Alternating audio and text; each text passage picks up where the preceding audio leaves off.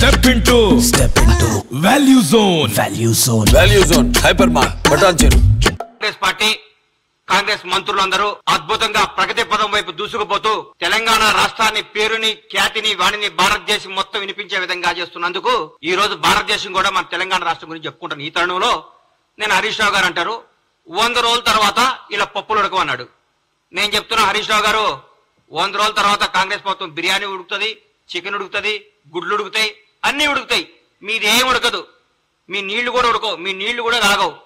ఎందుకు సార్ 100 రోజుల తర్వాత మమ్మల్ని ఏం చేస్తారు సార్? మీరు ప్రగతి భవన్ ని ప్రజాభవన్ చేసినందుక, మీ ప్రగతి భవన్ లో ఉన్న 100 గడీలు 5-6 పెద్ద పెద్ద బిల్డింగ్లు విడగొట్టి అందరికి అందుబాటులో తీసుకొచ్చినందుక, ఒక దళిత ఉప ముఖ్యమంత్రిని తీసుకొచ్చి అందులో పెట్టినందుక, ఎందుకు సార్ మీరు చేసేది? నియంతృత్వ పాలన పాతరేసి ప్రజాపాలన తీసుకొచ్చినందుక. మరి మహిళలందరికీ ఫ్రీగా బస్సులు ఇచ్చాం, ఫ్రీ బస్ టికెట్. 8 కోట్ల పైచీలకు ప్రయాణించారు మహిళలు. మాటల విషయం కాదు ఇది. 8 కోట్ల మంది స్త్రీమూర్తులు ఫ్రీగా తెలంగాణ రాష్ట్రంలో టికెట్ లేకుండా. అందరూ అనుకుంటున్నారు నిన్న, అన్న ఈ నెల నాకు 1300 మిగిలినాయి, ఈ నెల 1500 మిగిలినాయి, ఈ నెల 1600 మిగిలినాయి, ఈ 1600 తీసుకపోయి చిట్టి కట్టుకుంటాంది మా ఇంట్లో. పాపం మా ఇంట్లో పనిచేసే ఒక అమ్మాయి. నాకు చాలా ఆనందం అనిపించింది. ఇది ప్రజాపాలన అంటే, ఇది ప్రజా ప్రభుత్వం అంటే. 10 లక్షల రూపాయలు మేము ఆరోగ్య బీమా కింద పంపించినందుక మీరు ఏం చేస్తారు సార్? మేము ఏ నిరుంకత్వం లేకుండా, ఏ రికమెండేషన్ లేకుండా నీతి గల నిజాయితీ గారి పరిపాలన అందిస్తున్నందుక, నీతి గల నాయకుల్ని మంచి మంచి ఉద్యోగాలు నియమించినందుక ఏ ఫీలింగ్ లేవు. సమాజం ప్రతి ఒక్క కమ్యూనిటీని తీసుకొని నీతివంతమైన అధికారులందరూ నియమించి ముందుకు తీసుకుపోతున్నారు ముఖ్యమంత్రి గారికి రేవంత్ రెడ్డి గారు. మీరు దీనికా సార్ ఎందుకు కుళ్ళుకుంటున్నారు సార్? మీరు నాకు అర్థం కావట్లేదు. కాళేశ్వరం మొత్తం, మీ మేడిగడ్డ కాళేశ్వరం అవినీతి మొత్తం మా వాళ్ళు ఎంక్వైరీ చేస్తున్నందుక సార్ మీరు, మా మంత్రులందరూ మా ముఖ్యమంత్రి గారితో పాటు కొలీగ్స్ అంటే అది బ్యూటీ ఆఫ్ డెమోక్రసీ అంటే చూపిస్తున్నాం కాంగ్రెస్ ప్రభుత్వం.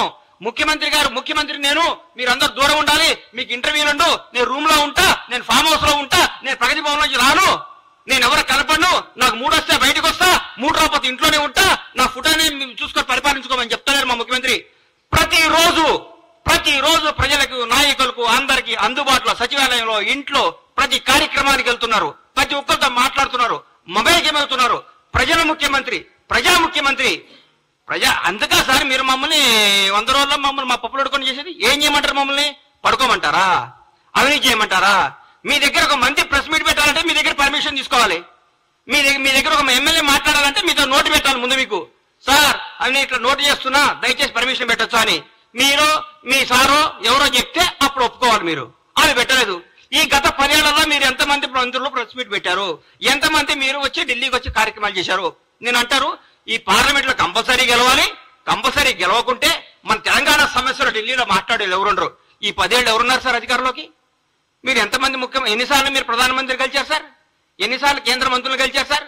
ఎన్నిసార్లు తెలంగాణకు రావాల్సిన హామీల గురించి మాట్లాడుకున్నారు సార్ మీరు? 30 రోజుల్లో మా ముఖ్యమంత్రి గారు, మా మంత్రులు ప్రతి ఒక్క సమస్యని ప్రధానమంత్రి గారి దృష్టికి, హోంమంత్రి గారి దృష్టికి, ప్రతి మంత్రి దగ్గరికి పోయి సార్ మా పరిస్థితి, మాకు ఇది రావాలి, మాకు ఇంతమంది ఐఏఎస్లు కావాలి, మాకు ఇది కనీసం తెలంగాణ ఆత్మగౌరవానికి చెందమైన జనవరి 26 నాడు చట్టకాలనే పెట్టించారు సార్ మీరు. మా ముఖ్యమంత్రి గారు పోయి ప్రధానమంత్రి గారిని రిక్వెస్ట్ చేసి సార్ మా తెలంగాణ గౌరవం ఇది, మాకు ఇవ్వండి సార్ లెటర్ పంపిస్తే మాకు ఓకే చేశారు. అది ముఖ్యమంత్రి గారు చేస్తున్న పని. ఇంకేం సార్ మీరు మాట్లాడితే?